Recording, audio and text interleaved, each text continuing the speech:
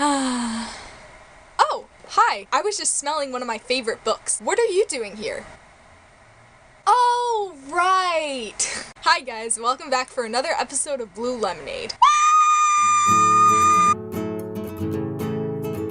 That book I was smelling before was The Hunger Games by Suzanne Collins. I actually didn't read this copy of it though. I read it on my Kindle. Yes, I know, I'm an ebook reader.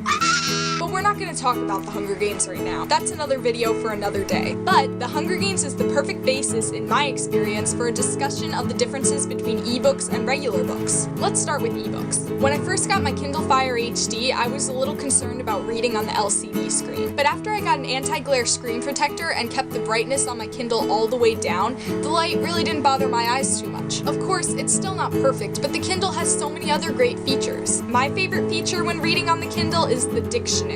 When you come across a word in a Kindle book that you don't know the meaning of, all you have to do is press and hold the word, and the dictionary definition will just pop up. Sure, I can just skip over the words I don't know in a paperback and still enjoy the story, but because of this dictionary feature, I learned so many words from The Hunger Games that I probably would have just skipped over if I hadn't read it on the Kindle. Yes, I know, I could have just looked them up in the dictionary, but let's be honest here, you probably wouldn't have done that either. I love how the Kindle Fire lets you pick different colored highlighters to organize your highlights. I know you could just highlight and underline things in a regular book, but I would personally feel strange writing in a book unless I was using a pencil. It's also really easy to find quotes on e-readers. All you have to do is type in a few words and it'll most likely pop up. Another thing I really like about the Kindle is that it keeps track of how quickly you read a book and tells you how much time you have left in a chapter. But as everything does, e-readers do have their disadvantages. If you have a tablet like I do, you'll find a bunch of distractions on there while you're trying to read. That urge to check your email, the longing to listen to your favorite song, that person that won't stop texting you. Even though I love reading on my Kindle,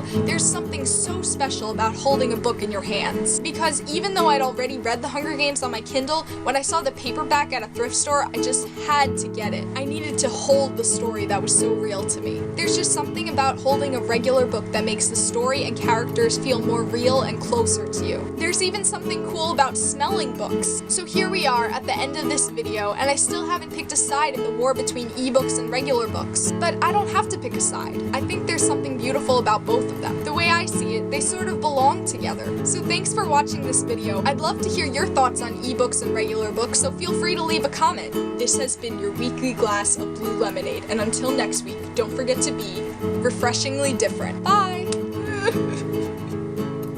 Why?